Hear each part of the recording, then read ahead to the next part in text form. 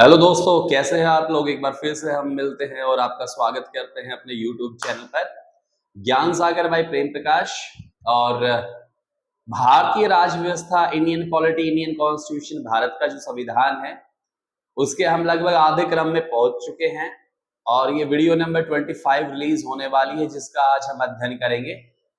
देखिएगा, भारतीय राज व्यवस्था में कल हमें पढ़ा था उच्चतम न्यायालय अर्थात सर्वोच्च न्यायालय, सुप्रीम कोर्ट। और ये बताया था कि भारतीय न्याय व्यवस्था में ये अपने शिखर पर है और इससे नीचे के जो न्यायालय होते हैं उनको हम कहते हैं हाई कोर्ट। तो आज हम पढ़ने जा रहे हैं वो हाई कोर्ट पढ़ेंगे। एक बार पिरामिड को देखिएगा और फिर से समझिएगा। अगर हम न्यायालय की बात करते हैं तो सबसे पहला न्यायालय हमने पढ़ा था जिसे हम कहते हैं न्याय पंचायत। इसके बाद हमारे पास आता है जिला न्यायालय, जिला न्यायालय, और फिर आता है हाई कोर्ट, उच्च न्यायालय, और फिर है सुप्रीम कोर्ट, सर्वोच्च न्यायालय। अभी सर्वोच्च न्यायालय हमने डिस्कस कर लिया है। आज हम पढ़ने जा रहे हैं उच्च न्यायालय को। हाई कोर्ट पढ़ेंगे।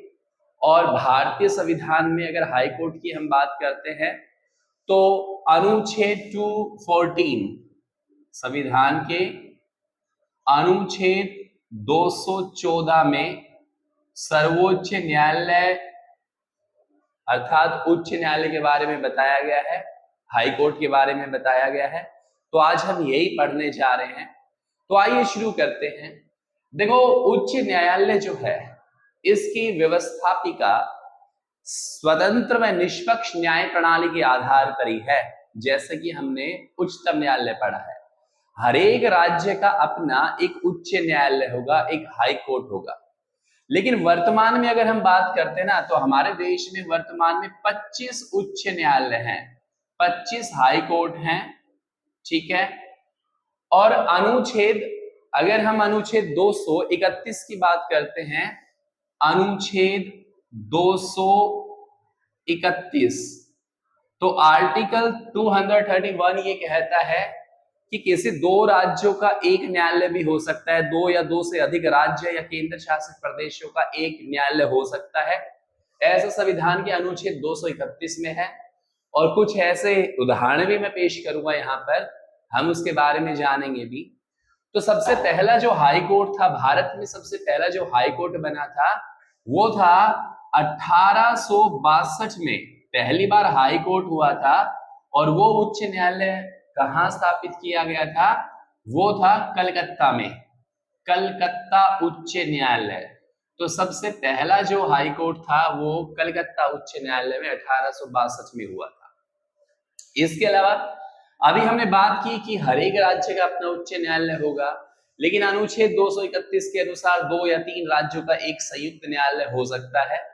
इसके अतिरिक्त अगर हम यूटीआई की बात करें, केंद्र शासित प्रदेश, union territory of India, UTI के अंदर केंद्र शासित प्रदेश में केवल दिल्ली, जो दिल्ली है ना वो यूटीआई है ना, तो इसका अपना स्वयं का क्या है? हाई कोर्ट है। दिल्ली का अपना खुद का हाई कोर्ट है और किसी भी यूटीआई का अपना खुद का हाई कोर्ट नहीं है। ये चीज भी आपको ध्यान में रखनी है। तो इतनी चीजें समझ में आई। उसके बाद हम बात करते हैं कि सबसे बड़ा हाई कोर्ट कौन सा है। सबसे बड़ा अगर हम हाई कोर्ट की बात करें, उच्च न्यायालय की बात करें, तो वो है इलाहाबाद, इलाहाबाद हाई कोर्ट। क्योंकि जिस राज्य की जनसंख्या ज्यादा होती है वहां न्यायाधीशों की जनसंख्या भी न्यायाधीशों की संख्या भी ऑब्वियसली ज्यादा होगी। तो ये भी ध्यान रखना है, सबसे बड़ा जो हाई कोर्ट है हमारे देश का वो इलाहाबाद उच्च न्यायालय है, इलाहाबाद हाई कोर्ट है। इसके अलावा अब सवाल ये आता है कि हाई कोर्ट के जो न्यायाधीश होते हैं, न्यायाधीश, हाई कोर्ट के जो न्यायाधीश होते हैं उसमें संरचना क्या होती है? संरचना। तो देखो, हमने कल सुप्रीम कोर्ट पढ़ा था और सुप्रीम कोर्ट में ये पढ़ा था कि एक मुख्य न्यायाधीश, चीफ जस्टिस ऑफ इंडिया, और 33 अन्य न्यायाधीश होंगे। लेकिन हर एक राज्य में एक तो क्या होगा? एक तो होगा मुख्य न्यायाधीश, मुख्य न्यायाधीश, ठीक है, और प्लस अन्य न्यायाधीश होंगे। सुप्रीम कोर्ट में तो फिक्स है, लेकिन हर एक राज्य के अपने अलग अलग, भाई जनसंख्या के आधार पर वहां पे जस्टिस है, तो एक तो मुख्य न्यायाधीश होगा और अन्य क्या होंगे, जजेस होंगे हाई कोर्ट के अंदर। क्लियर यहां तक? ये तो हो गई संरचना। लेकिन अगर न्यायाधीशों की हम योग्यताओं की बात करते हैं, योग्यताएं, क्वालिफिकेशंस की बात करते हैं, तो नॉर्मली हम यही पढ़ते ना, ही और she must be citizen of India, वे पागल या दिवालिया ना हो, किसी लाभ के पद पर ना हो। लेकिन यहाँ पर दो चीजें ध्यान रखनी है, जैसे कि हमने सुप्रीम कोर्ट में जजों की योग्यताओं के बारे में जाना था, तो हाई कोर्ट में भी हम यहाँ पर जानेंगे।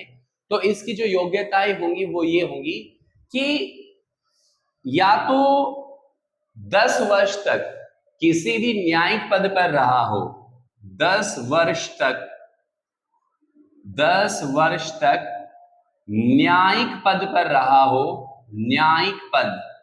अब भाई ये क्या हो सकता है, ये डिस्ट्रिक्ट कोर्ट हो सकता है, जिला न्यायालय स्तर पर 10 साल तक जज रहा हो, भाई सेशन जज रहा हो, सत्र न्यायाधीश रहा हो, एडीजे रहा हो, ठीक है, सीजेएम रहा हो, चीफ जुडिशियल मैजिस्ट्रेट रहा हो।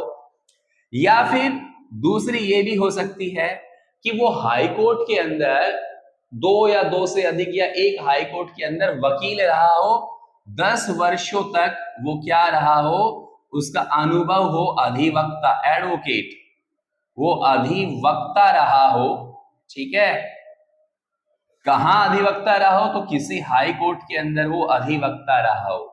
या फिर तीसरी कंडीशन ये हो सकती है कि वह राष्ट्रपति, और राष्ट्रपति का मतलब यहां राज्यपाल से ही है, राष्ट्रपति की नजरों में, कि संज्ञान में, उसके संज्ञान में क्या हो, एक कानूनविद हो, कानून का जानने वाला हो, कानूनविद हो, कानून का जानने वाला हो।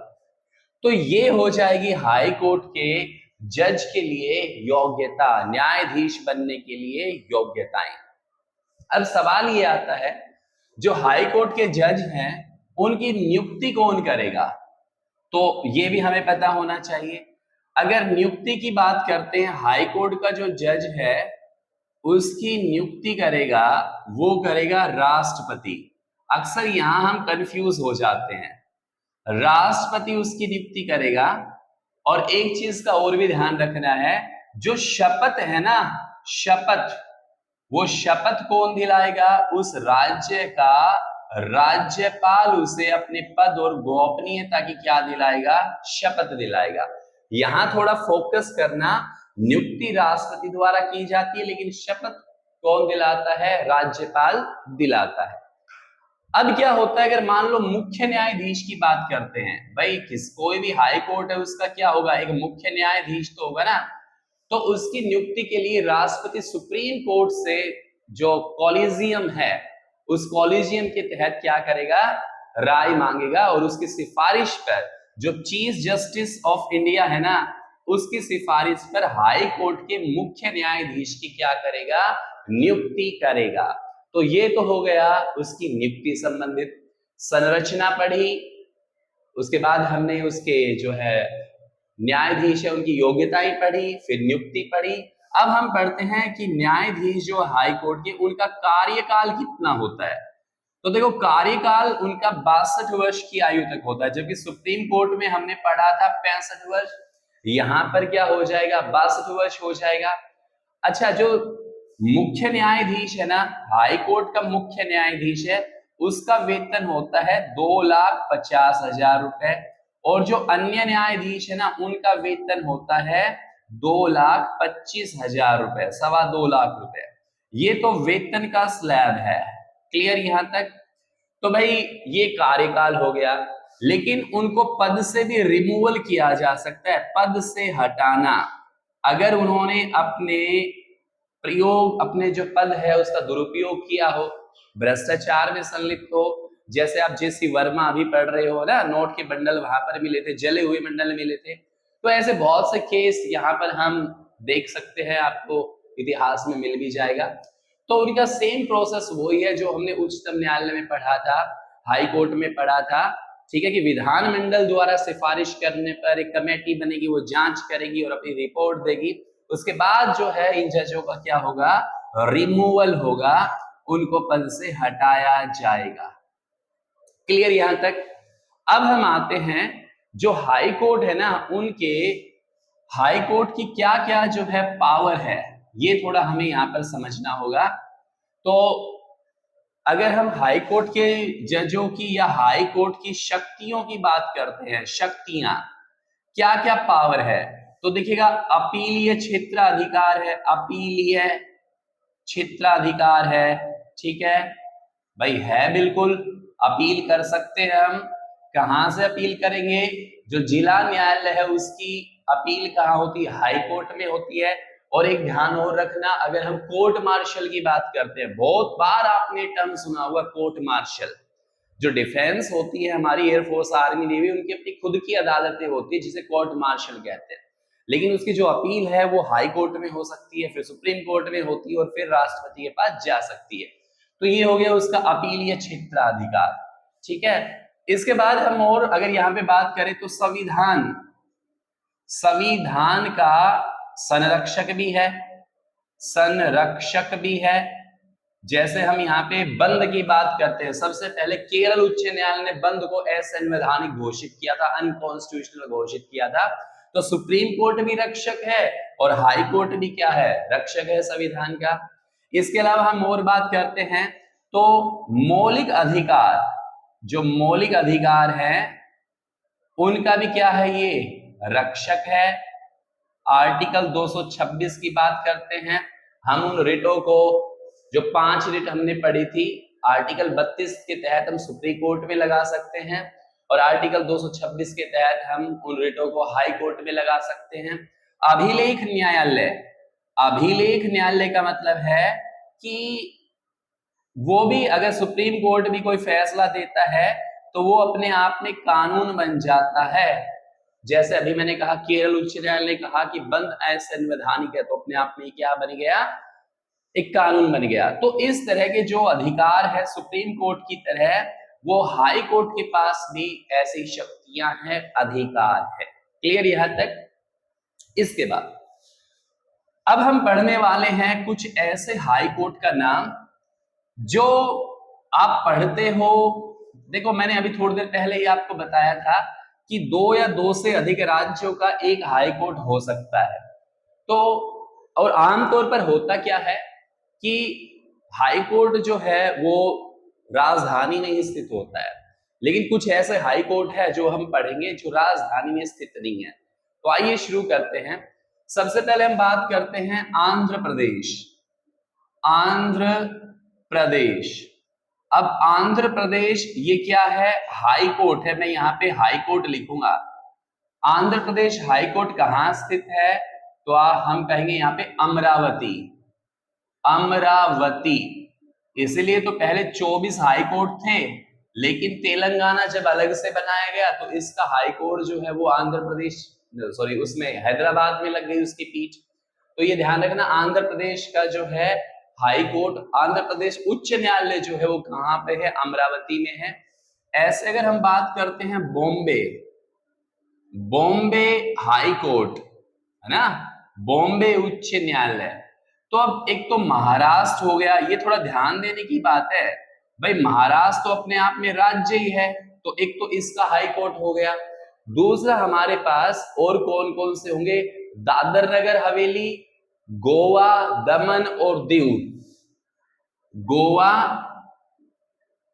दादर नगर हवेली, दादर नगर हवेली, और ध्यान देना दमन और दीव, दमन व दीव, ठीक है। देखो 1 2 3 4 और 5, 4।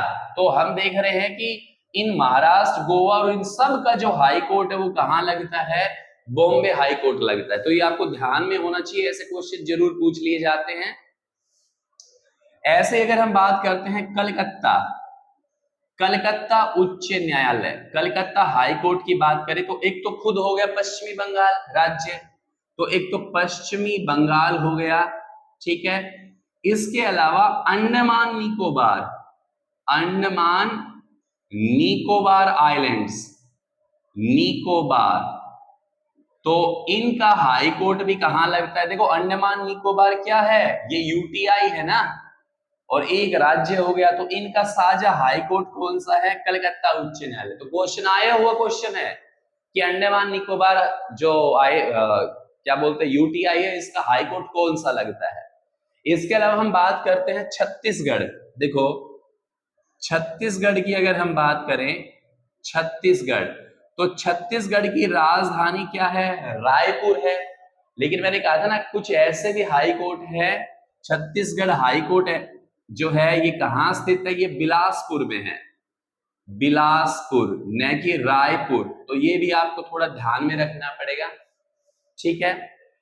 इसके अलावा हम बात करते हैं यहाँ पे गुवाहाटी हाई कोर्ट, गुवाहाटी उच्च न्यायालय, गुवाहाटी हाई कोर्ट की अगर बात करते हैं तो एक तो आसाम ही हो गया, तो ध्यान देना आसाम, नागालैंड, मिजोरम और अरुणाचल प्रदेश, आसाम, आसाम, मेघालय, मेघालय, मिजोरम, मिजोरम और अरुणाचल प्रदेश, अरुणाचल प्रदेश, इन सब का जो हाई कोर्ट है वो गुवाहाटी उच्च न्यायालय लगता है। मोस्ट इंपॉर्टेंट है, ये स्टेट आपको जरूर ध्यान में रखते हैं, ऐसे क्वेश्चन आ जाते हैं और फिर हम कंफ्यूज हो जाते हैं, ठीक है। तो आंध्र प्रदेश उच्च न्यायालय जो है वो अमरावती में है। बॉम्बे हाई कोर्ट ये लगता है किस किस का? महाराष्ट्र, गोवा, दादर नगर हवेली, दमन और दीव का। कलकत्ता उच्च न्यायालय लगता है पश्चिम बंगाल का तो है ही, बल्कि अंडमान निकोबार द्वीप समूह का भी है। छत्तीसगढ़ हाई कोर्ट जो है वो बिलासपुर में स्थित है। गुवाहाटी उच्च न्यायालय आसाम, मेघालय, मिजोरम और अरुणाचल प्रदेश का लगता है। और देखिएगा इसके अलावा कुछ और भी है जानकारी के लिए। अगर हम यहाँ पर गुजरात उच्च न्यायालय की बात करें तो गुजरात की राजधानी तो गांधीनगर है। गुजरात उच्च न्यायालय, गुजरात हाई कोर्ट, गुजरात उच्च न्यायालय, तो इसकी कैपिटल कौन सी है? इसकी कैपिटल गांधीनगर है, लेकिन हाई कोर्ट कहाँ है? अहमदाबाद, अहमदाबाद में है गुजरात उच्च न्यायालय, ठीक है।